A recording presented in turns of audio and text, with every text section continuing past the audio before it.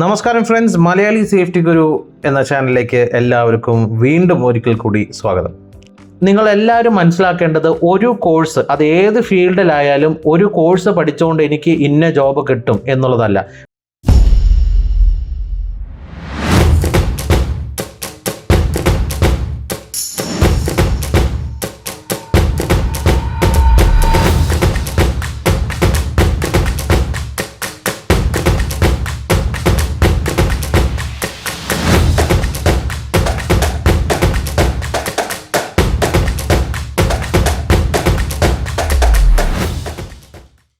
കഴിഞ്ഞ വീഡിയോൻ്റെ കണ്ടിന്യൂഷൻ ആയിട്ടാണ് നമ്മളിത് ചെയ്യുന്നത്. കഴിഞ്ഞ വീഡിയോ കാണാത്തവർ കഴിഞ്ഞ ലാസ്റ്റ് പാർട്ട് 1 കഴിഞ്ഞതിന് ശേഷം പാർട്ട് 2 വീഡിയോ കാണുക, അതിനുശേഷം പാർട്ട് 3 വീഡിയോ കാണുക. എങ്കിൽ മാത്രമേ അതിൽ ഉള്ള ഇൻഫർമേഷൻസ് നിങ്ങൾക്ക് മനസ്സിലാക്കാനായിട്ട് സാധിക്കുകയുള്ളൂ. ഈ ചാനൽ ഇതുവരെ സബ്സ്ക്രൈബ് ചെയ്യാത്തവർ സബ്സ്ക്രൈബ് ചെയ്യുക, ബെലൈക്കൺ അമർത്തി എല്ലാ നോട്ടിഫിക്കേഷൻസും നിങ്ങൾക്ക് അലേർട്ടാകുന്ന രീതിയിൽ സെലക്ഷൻ നടത്തുക. പറഞ്ഞു നിർത്തിയത്, നമ്മൾ നെബോഷ് മാത്രം എടുത്തിട്ട് കാര്യമുണ്ടോ? നെബോഷ് മാത്രം എടുത്താൽ പോരെ? യെസ്.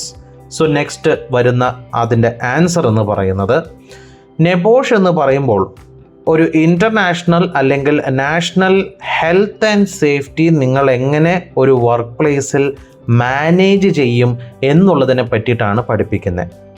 ചിട്ടയായിട്ട് നമുക്ക് എങ്ങനെ ഒരു സിസ്റ്റമാറ്റിക് രീതിയിൽ സേഫ്റ്റി മാനേജ് എങ്ങനെ ചെയ്യാം എന്നുള്ളതാണ് അതിൽ പറഞ്ഞു തരുന്നത്.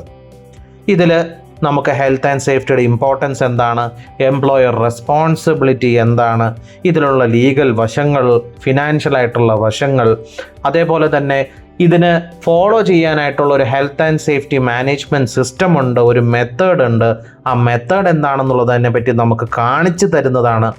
അതേപോലെ ഇത് എങ്ങനെ നമുക്ക് ഇമ്പ്രൂവ് ചെയ്യിക്കാം, എങ്ങനെ നമുക്ക് മെയിൻറ്റെയിൻ ചെയ്യിക്കാം, ഇതിനെങ്ങനെയാണ് നമുക്ക് മോണിറ്റർ ചെയ്യാൻ പറ്റുന്നത്, എങ്ങനെയാണ് മെഷർ ചെയ്യാൻ പറ്റുന്നത് എന്നുള്ള കാര്യങ്ങളെ പറ്റിയിട്ടാണ് പഠിപ്പിക്കുന്നത്. ഇതിൻ്റെ കൂട്ടത്തിൽ തന്നെ കോമൺ ആയിട്ടുള്ള വർക്ക് പ്ലേസ് ഹസാർഡ്സും ഒക്കെ തന്നെ പഠിപ്പിക്കുന്നുണ്ട്.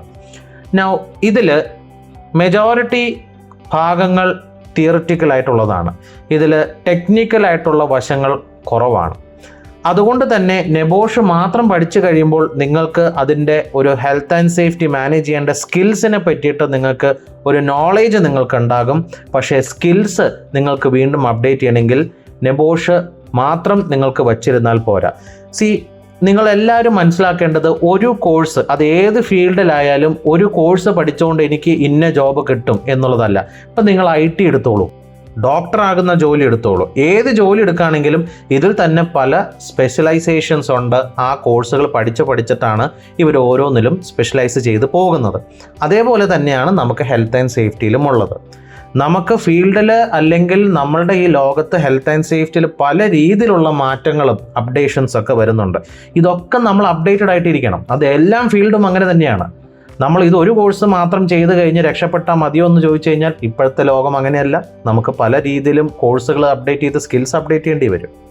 ഓക്കെ, കമ്മിങ് ബാക്ക്, നമുക്ക് നെബോഷ് കഴിഞ്ഞു കഴിഞ്ഞാൽ നമുക്ക് കിട്ടുന്ന ഒരു നോളേജ് എന്ന് പറയുന്നത് എങ്ങനെ ഹെൽത്ത് ആൻഡ് സേഫ്റ്റി മാനേജ് ചെയ്യാം എന്ന് പറഞ്ഞാണ്. ഇതിൽ തന്നെ ഞാൻ പറഞ്ഞു, ഇതിൽ ഹെൽത്ത് ആൻഡ് സേഫ്റ്റി മാനേജ് ചെയ്യേണ്ട ഒരു സിസ്റ്റം ഉണ്ട്. ആ ഒരു സ്റ്റാൻഡേർഡിനെ പറ്റിയിട്ട് നമ്മൾ കാണും. ഒരു ഉദാഹരണം പറയുകയാണെങ്കിൽ ഇതിൽ നമ്മൾ ISOവിനെ പറ്റിയിട്ട് പറയുന്നുണ്ട്. ISO പറയുന്ന രീതികൾക്കനുസരിച്ചിട്ട് നമ്മൾ ഹെൽത്ത് ആൻഡ് സേഫ്റ്റി മാനേജ് ചെയ്യാം എന്ന് പറയുന്നുണ്ട്. നെബോഷിൻ്റെ അകത്ത് നമ്മൾ ISO പ്രകാരം എങ്ങനെ ഇത് മാനേജ് ചെയ്യാം, എന്തൊക്കെ സ്റ്റെപ്പുകളാണ് എന്നുള്ളതാണ് അതിനെപ്പറ്റി പറയുന്നത്. ഇതിൻ്റെ അകത്ത് എന്തൊക്കെ കാര്യങ്ങൾ ISOയിൽ വരുന്നുണ്ട് ഡീറ്റെയിൽഡ് ആയിട്ട് നമുക്ക് നെബോഷിൽ വരുന്നില്ല. അപ്പോൾ നിങ്ങളൊരു വർക്ക് പ്ലേസിൽ പോയി കഴിഞ്ഞാൽ നെബോഷിൽ പറഞ്ഞു തന്നു ISO പ്രകാരം ഫോളോ ചെയ്താൽ മതി. അപ്പോൾ ISO പ്രകാരം ഫോളോ ചെയ്യാൻ വേണ്ടി നിങ്ങളവിടെ നോക്കുമ്പോൾ നിങ്ങൾക്ക് മനസ്സിലാക്കാൻ പറ്റും, ISO പറയുന്ന ആ ഒരു സ്റ്റെപ്പുകൾ മാത്രമേ നമ്മൾ നെബോഷിൽ പഠിച്ചിട്ടുള്ളൂ. ഇതിൻ്റെ അകത്തുള്ള ഡീറ്റെയിൽഡ് ആയിട്ട് കാര്യങ്ങൾ എന്തൊക്കെയാണെന്നുള്ളത് പഠിച്ചിട്ടില്ല എന്നുള്ളത് മനസ്സിലാവും. ഒരു ഉദാഹരണം പറയുകയാണെന്നുണ്ടെങ്കിൽ അവിടെ പ്ലാനിങ് എന്ന് പറയുന്ന ഒരു സെക്ഷനെ പറ്റി പറയുന്നുണ്ട്. ഈ പ്ലാനിങ് എന്ന് പറയുന്ന സെക്ഷൻ എന്താണ്, എന്തൊക്കെ അതിൽ പെടുന്നുണ്ട് എന്നുള്ളത് നമ്മൾ നെബോഷിൽ കവർ ചെയ്യുന്നുണ്ട്. എന്നാൽ ഇതിൻ്റെ ഡീറ്റെയിൽഡ് ആയിട്ട് ആഴത്തിലേക്ക് നമ്മൾ ഒരുപാട് പോകുന്നില്ല.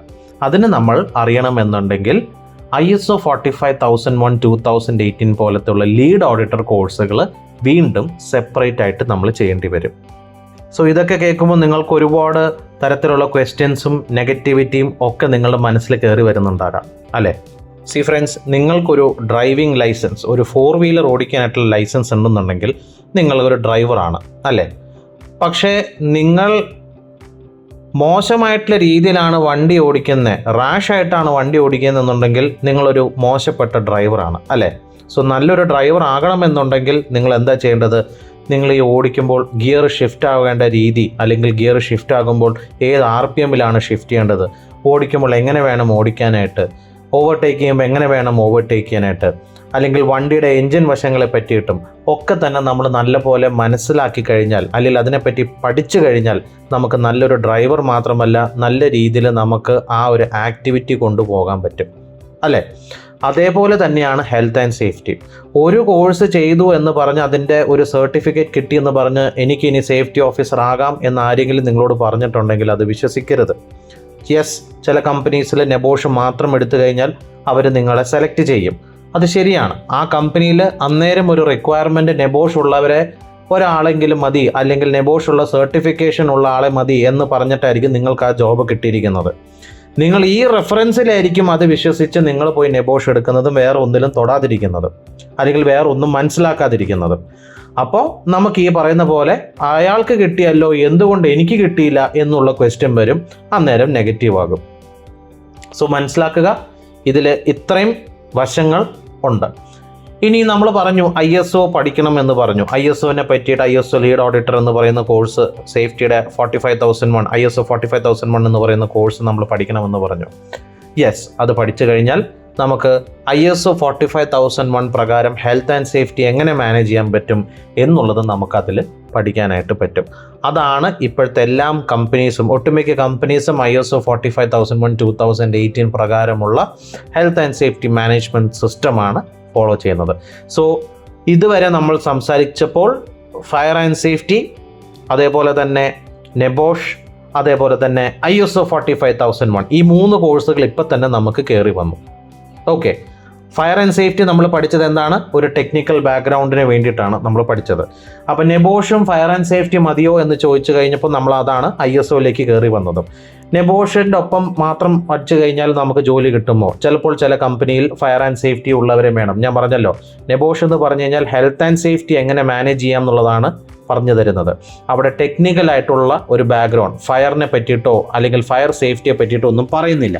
അപ്പോൾ ചില കമ്പനീസിൽ ഫയർ ആൻഡ് സേഫ്റ്റി ഉള്ളവരും വേണം, നെബോഷും വേണം എന്നവർ പറയും.